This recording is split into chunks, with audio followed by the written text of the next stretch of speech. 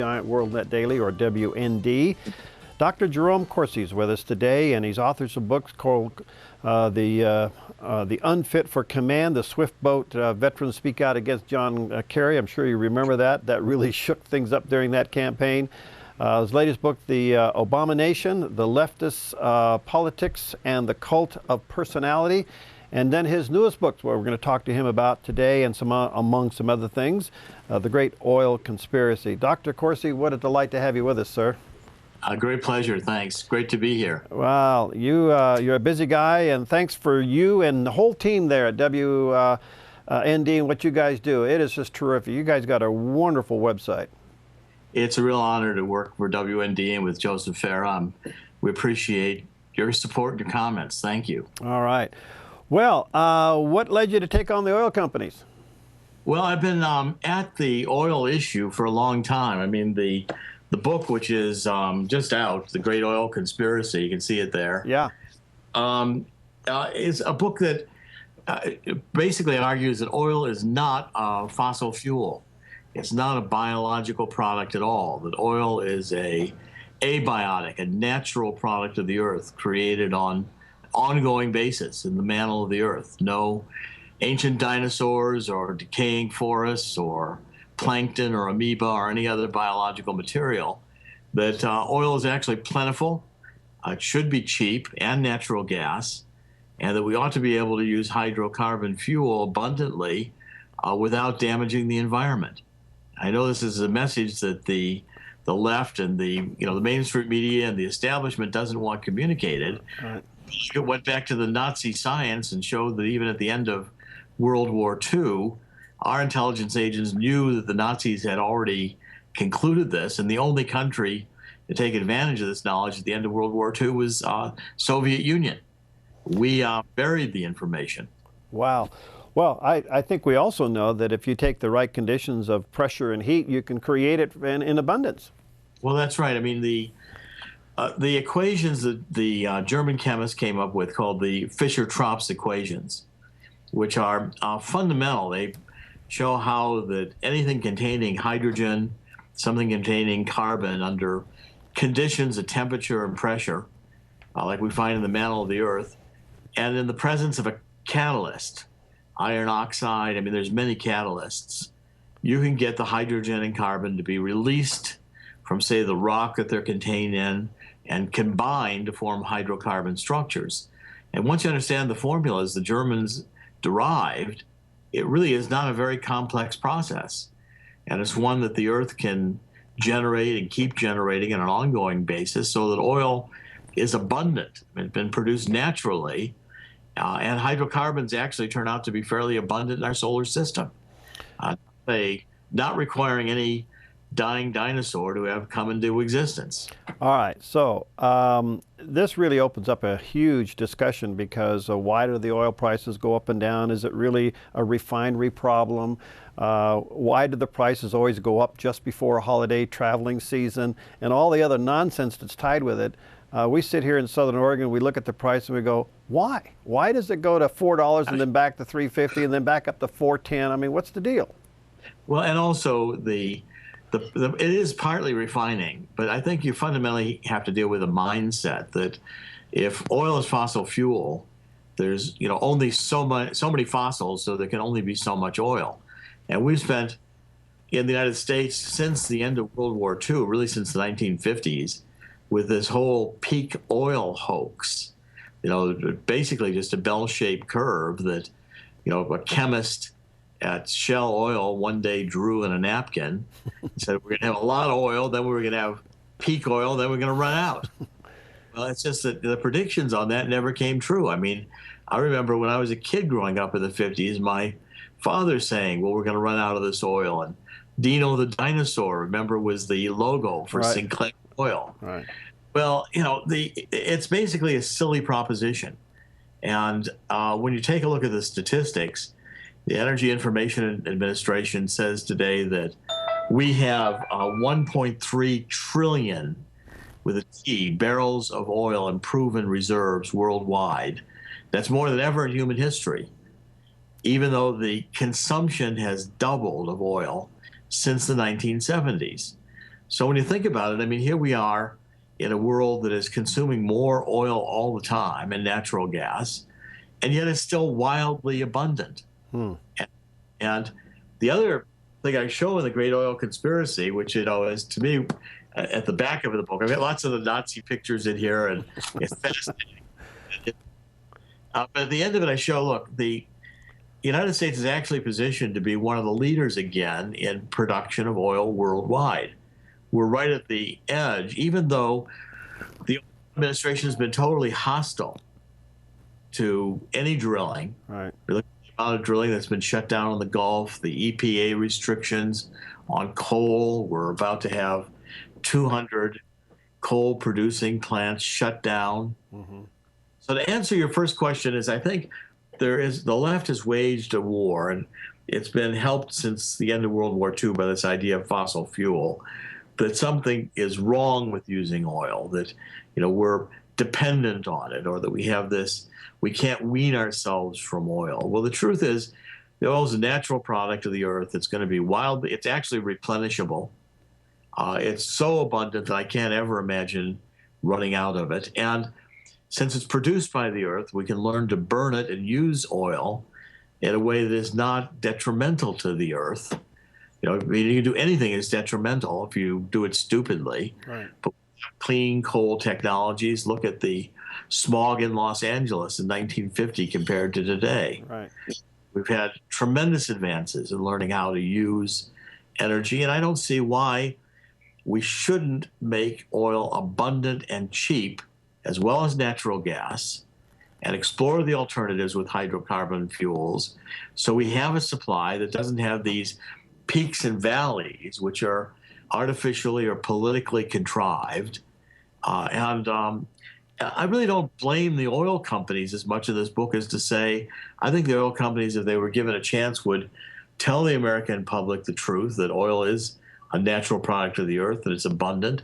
They just now, I think, want the restrictions lifted so they can drill and produce. The problem with refineries is you can't get it, any locality in the country to easily give you a new permit to build a refinery. Go try to build a refinery in Oregon and see what happens. Yeah, right.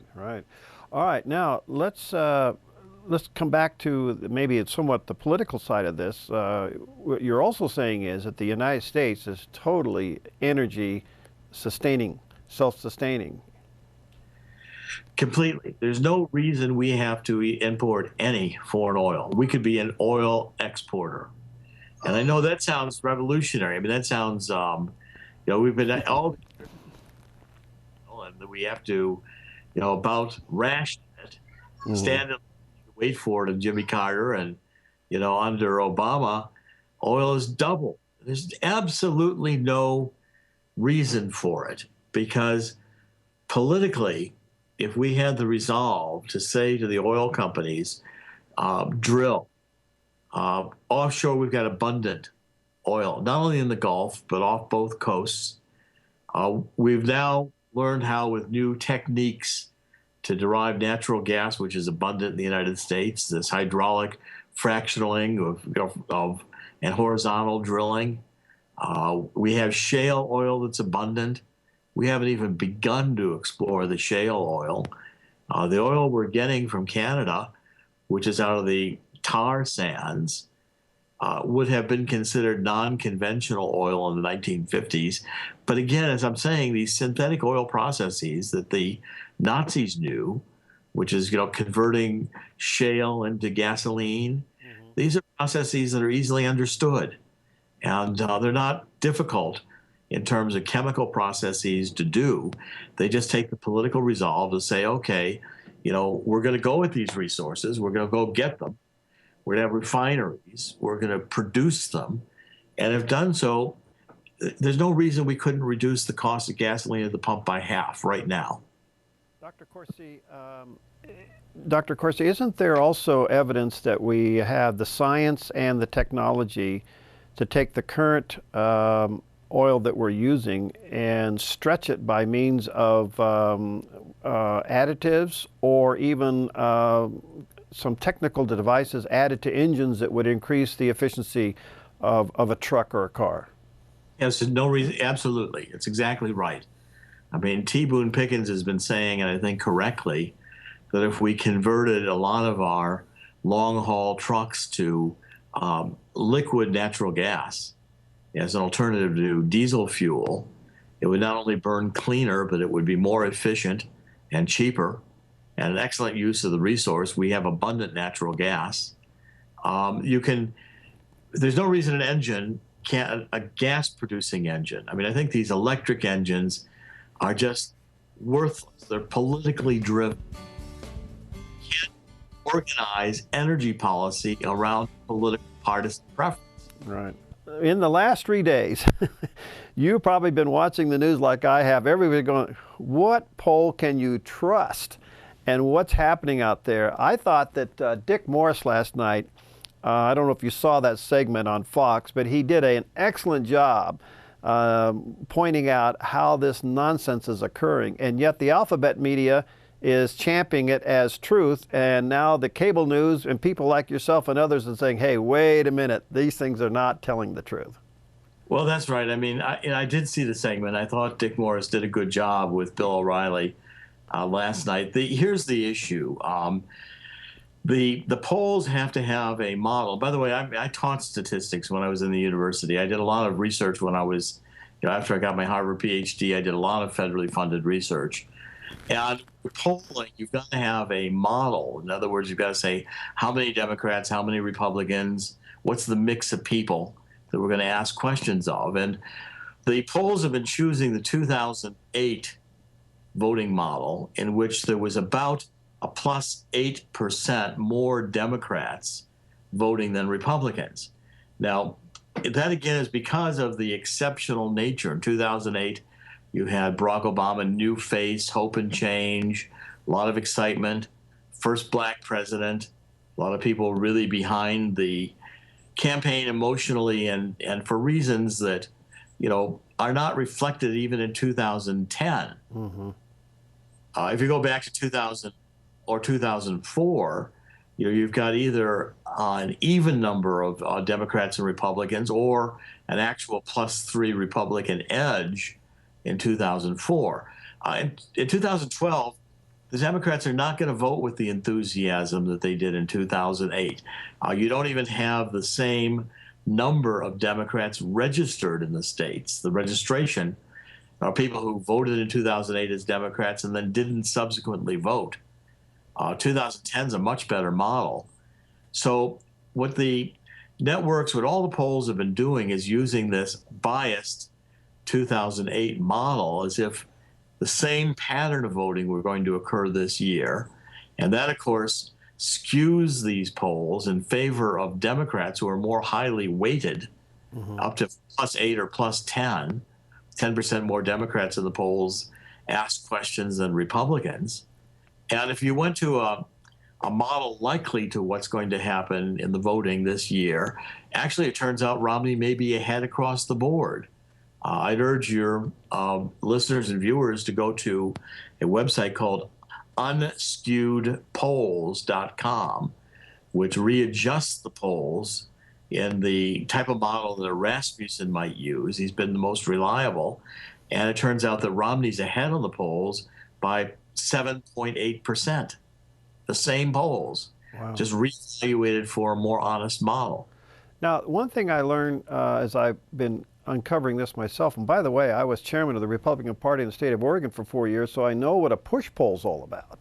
You can ask questions to get the answer that you want and call that fact. You probably know that. Oh, yes, but see, even these polls I don't think are suffering that problem. I think the polls are honestly conducted, but with a skewed model. And I think, for instance, if you look even in Oregon, which, by the way, I think might yet be in play, because my own interpretation of the data is that Romney's actually doing much better.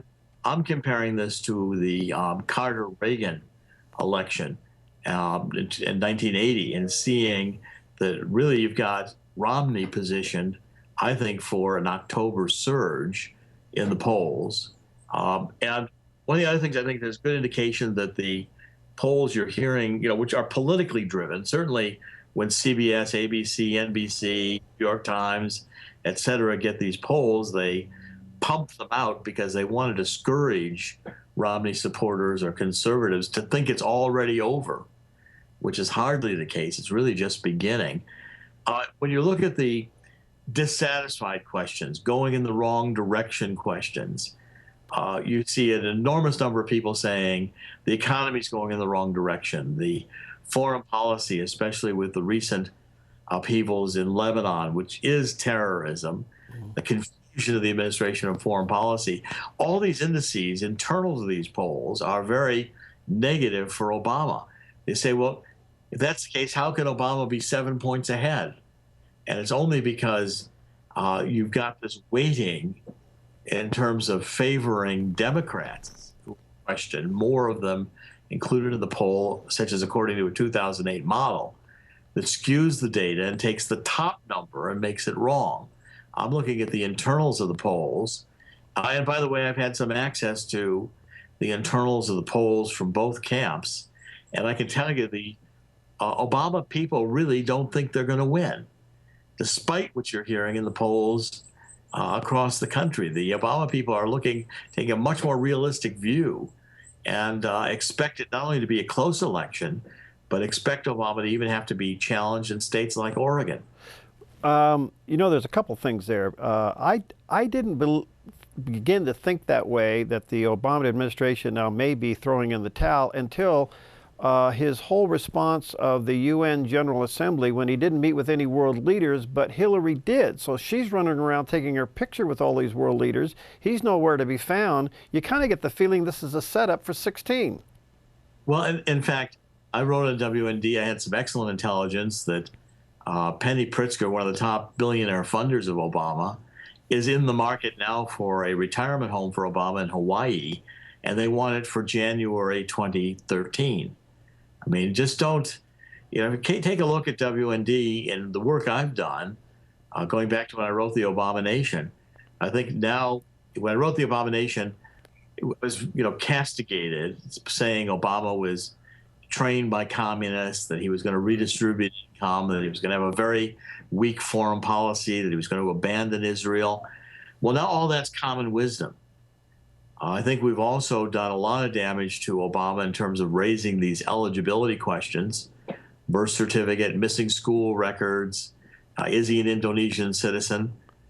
And the most reporting I'm doing, and it's, again, getting pounded for it, but there's going to be more, is the now coming out evidence that Obama is gay. Oh, boy. Oh, no. Let me ask you this. Wow, that's a big statement. Let me ask you... I've been spending the last 3 months interviewing people from Trinity United Church in Chicago, and they're now beginning to talk. If you keep reading WND, you're going to be shocked at some of the new information coming out about Obama in the last month before the election. Folks, he just made a national statement right here. I want you to know that he just made a national statement on the Dove TV this morning. Dr. Corsi, isn't it interesting, with all your reporting and your background, that now the credibility of the news and the credibility of the polls are now news items? I'm glad to see it. I've been saying for years, it's why I'm so honored to work for WND and Joseph Farah. I think we're the cutting edge. We're the place where people are going to be turning for news. What you're doing with Skype, with Dove TV, this is the future. The New York Times, the Washington Post are dying and have less impact because only people who are already ideologically in agreement with the far left are reading or watching any longer NBC, CBS, ABC. I mean, these have become, the news today has become the mainstream media, ideologically driven. Right.